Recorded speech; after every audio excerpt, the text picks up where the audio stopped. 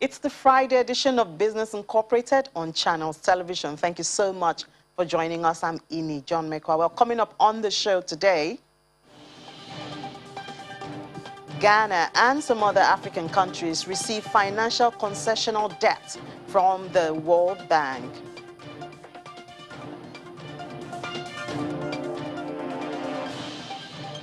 Abu Dhabi Export Office signs $30 million trade finance deal with Southern and Eastern Africa's Trade Development Bank.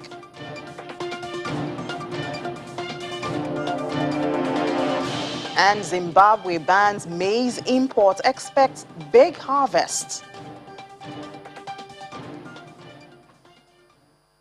Before we give you details, let's see our markets, how they did at intraday. First, in Africa, it was a mixed sentiment on the continent. But first, the positives. Kenya had the highest gains at the close of trading on Thursday. Its benchmark indicator was up 1.45%. And the only other negative was South Africa's JSE, which increased by 0.79% at intraday. On the flip side, Egypt's index was down 0.69%, followed by Nigeria's NGX, which was also down 0.06% at intraday.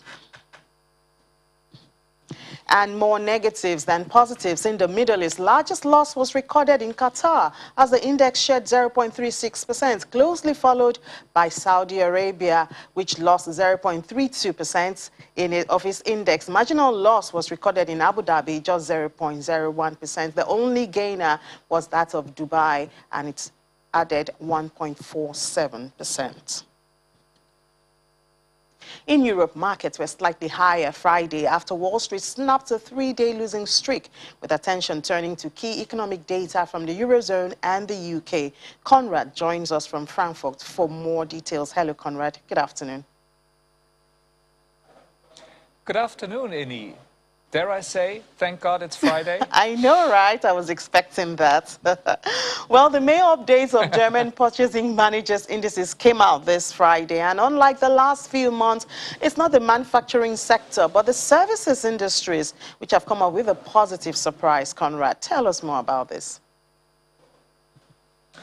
Yes, it's a bit of a surprising development in the German economy.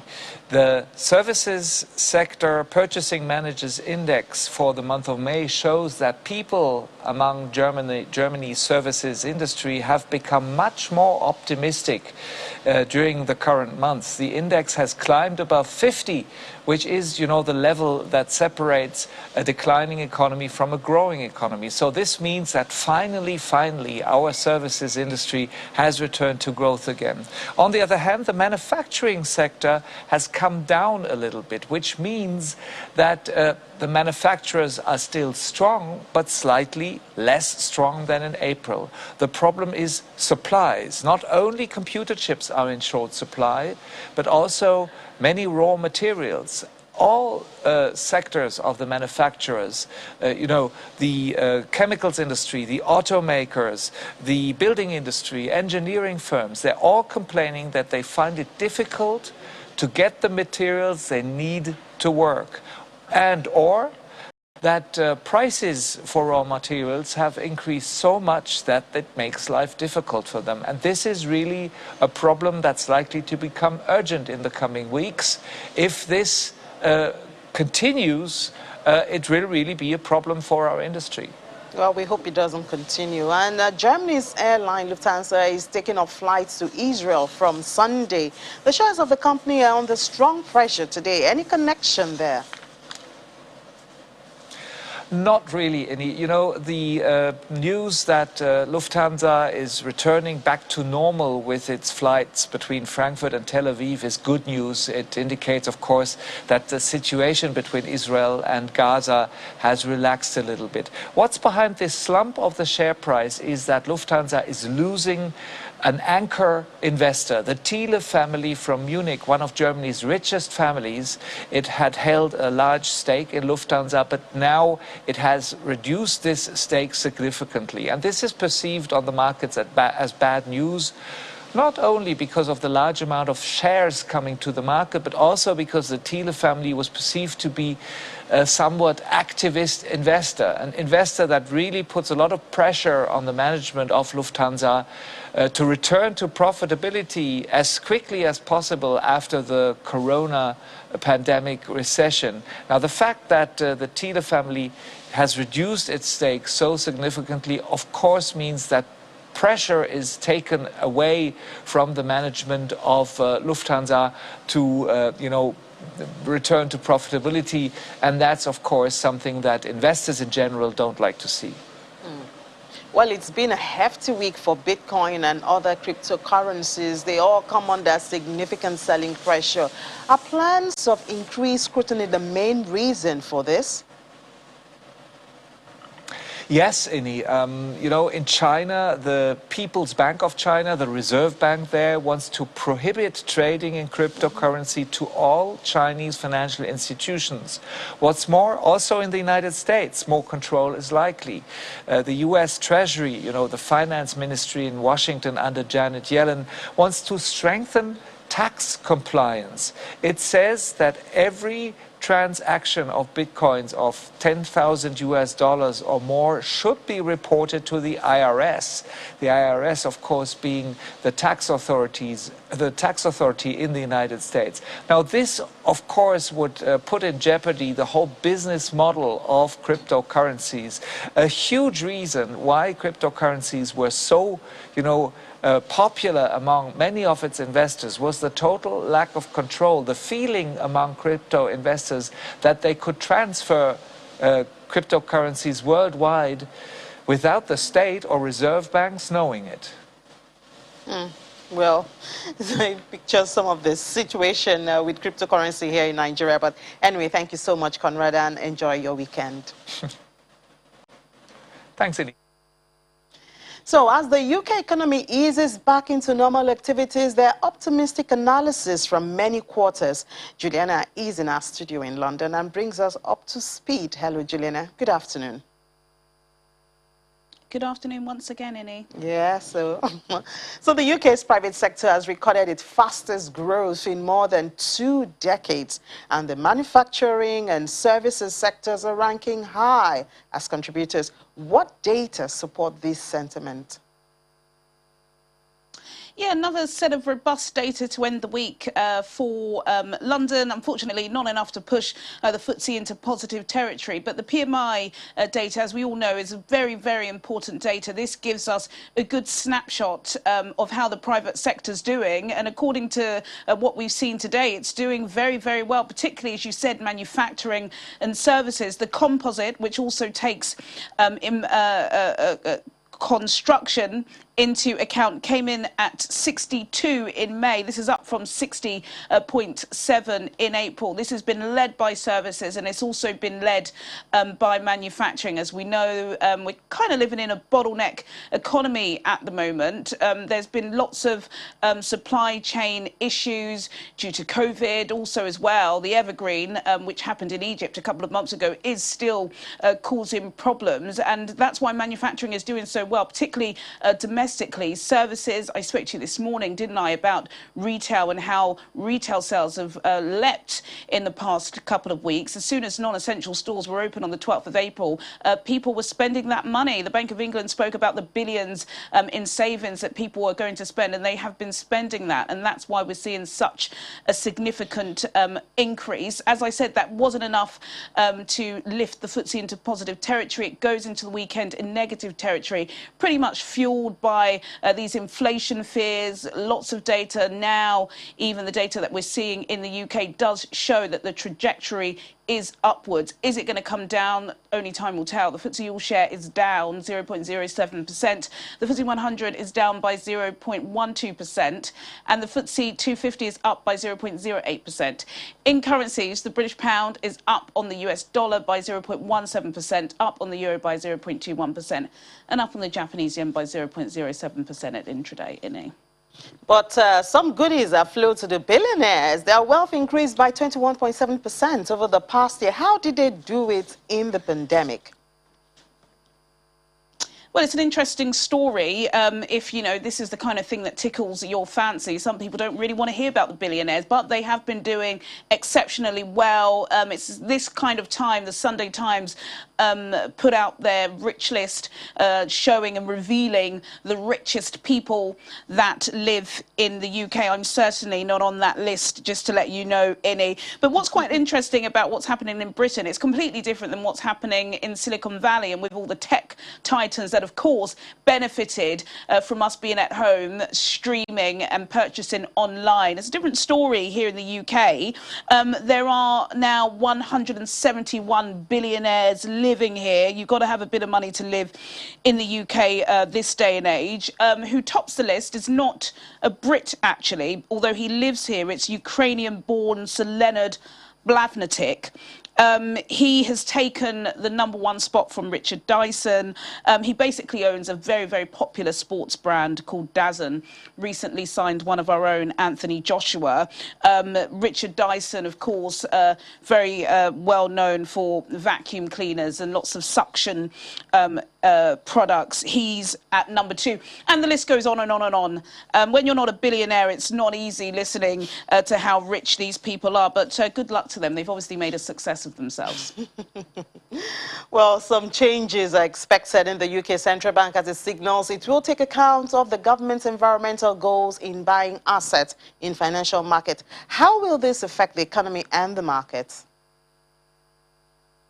Yeah, it's less really about the British economy. It's more about the environment, and it goes back to the 2015 Paris Climate Summit Agreement, where all of the nations, well, the majority of the nations agreed that by the end of the century they want to decrease the temperature of the world by 2 degrees. The Bank of England have gone even further, and they say they want to contribute to decreasing the temperature by 3.5 degrees. So what they are now going to do is they are going to be buying these so-called green bonds. It's part of the quantitative easing programme, which I believe currently stands at about £845 billion. Part of that programme allows £20 billion worth of debt to be purchased. Now, in the past, a lot of campaigners have argued that the Bank of England are basically buying dirty debt from polluting companies such as oil and gas groups, who obviously are now trying to do their part to clean up. But in his spring budget in March, the Chancellor Rishi Sunak did say that he wants the environment to become a part of monetary policy going forward. So it's been in the pipeline, but today it's been unveiled.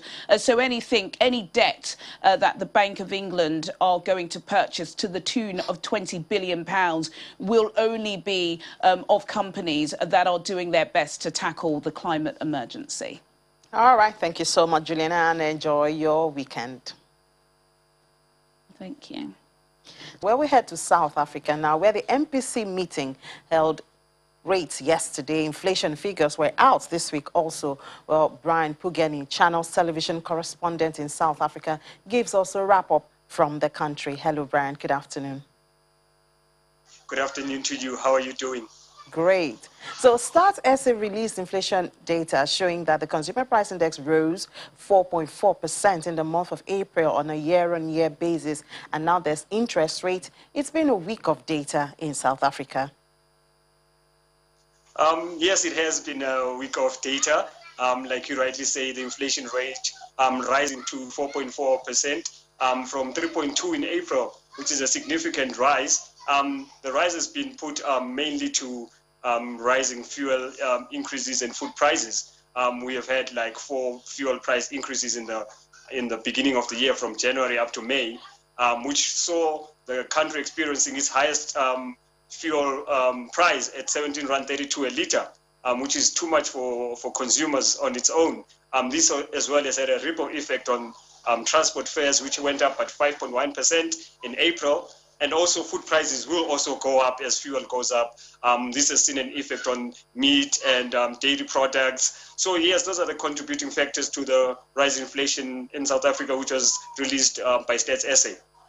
And now that the MPC has held the rate steady at 3.5%, what's the expected impact and what's the outlook? Well, you are rightly saying that the South African Reserve Bank did announce yesterday that the repo rate will remain at 3.5%. There's been some positives already. Yesterday we saw, soon after the announcement, the rand breaking the 14 rand barrier, trading at 13 rand 97 to the dollar, which is good news for the economy. But the governor did say that people mustn't rush and think that we are on the right track to economic recovery. But obviously, it's a slow process. He did attribute that the slow vaccine rollout will be a key factor in the economy recovering in the next coming months. So as more vaccines are being given out, we might see more economic recovery. So it's a good outlook. We are all keeping our eyes on that, and we hope to see better results as the months go by. Yeah, and talking about vaccines, there was a vaccination rollout on Monday. How is it going now? Well, the Minister of Health did start the vaccine rollout, the second phase of the vaccine rollout. It started on Monday. It's still slow. According to the health department, they're saying they haven't reached the targets they really want to reach, because the target was to inoculate 100,000 people a day, which the target they haven't reached yet, which at the moment they're just targeting people over 60 and those with chronic diseases. But we're going to see how it's going to go the following week and the following weeks, and as more people are comfortable going to take their jabs. All right, thank you so much, Brand, for giving us an update from South Africa. Enjoy your weekend. Thank you, same to you. So moving on now, the World Bank is working to provide concessional debts, grants, and zero interest rate loans through the International Development Association as sources of financing for Ghana and other countries. This is part of its post-COVID-19 strategy to get economies back to life. The world has seen a major reduction in interest rates into zero or even negative for some borrowers. However, for some borrowers in Africa, it's been observed that the interest rates are still high.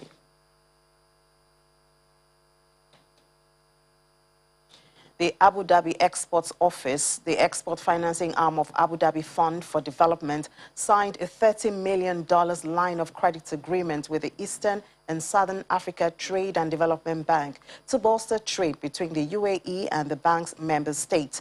The partnership is the first of its kind to be signed by ADEX with a foreign financial institution. For the facility, ADEX will provide the line of credit to TDB for the purpose of extending loans to buyers and importers from the bank's member state to purchase goods and services from UAE sources. The agreement is in line with the UAE government's policy to support and promote trade relationships with equally benefit partner organizations and Emirati exporters, enabling them to expand their businesses as well as their contribution to the economic diversification and sustainable development in the UAE and abroad. It's also consistent with the TDB's mandate to finance and foster trade, regional economic integration, and sustainable development in its member states. And in Zimbabwe, the Agricultural Marketing Authority in Zimbabwe says it has banned maize importation with immediate effect, citing an expected big harvest of the staple crop this year. The regulatory authority says the Southern African nation spent $300 million in scarce foreign currency importing maize last year after continuous droughts left more than half the population in need of food aid. It adds that farmers in Zimbabwe have started harvesting this year's crop, which is expected to come in at 2.7 million tons after higher than normal rainfall, indicating a triple output and more than annual consumption compared to last year. According to the National Treasury, agriculture will anchor Zimbabwe's economic recovery this year and sharply contracting in the last 2 years.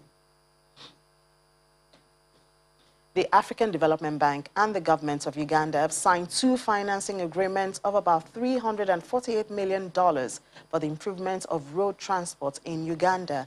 The financing agreement targets the Kampala City Roads Rehabilitation Project, the upgrade of Kabale Lake, and which will improve socio-economic, agricultural and touristic activities in the country. According to the African Development Bank in Uganda, the African Development Bank will continue to support these projects. Well, we'll go to the commodities market now to bring you what's happening with oil prices. Oil prices notched up on Friday, recovering from 3 days of losses as investors brace for the return of Iranian crude supplies after officials said Iran and world powers made progress on talks to revive a 2015 nuclear deal. Brent crude futures for July rose 0.2% to $65.23 a barrel, while U.S. West Texas Intermediate for July was at $62.17 a barrel. That is up 0.4%. Investors remain upbeat about fuel demand recovery this summer as vaccination programs in Europe and the United States would allow more people to travel, although rising cases across parts of Asia could weigh down global consumption. And still in the markets, gold edged lower on Friday as optimism around a swift economic recovery lifted appeal for riskier assets, although a weaker dollar and growing inflationary pressure limited losses and kept bullion on track for the third straight weekly rise. Spot gold was down 0.2%, while U.S. gold futures fell 0.4%. The value of other precious metals rose moderately as palladium gained 0.5%, silver eased 0.1%, while platinum edged 0.4% higher. Nevertheless, risk sentiment in wider financial markets remained upbeat after strong U.S. jobs data lifted hopes around a quick economic recovery. And that's it for today and the week. Thank you so much for watching Business Incorporated. I'm Ili John Mekwa.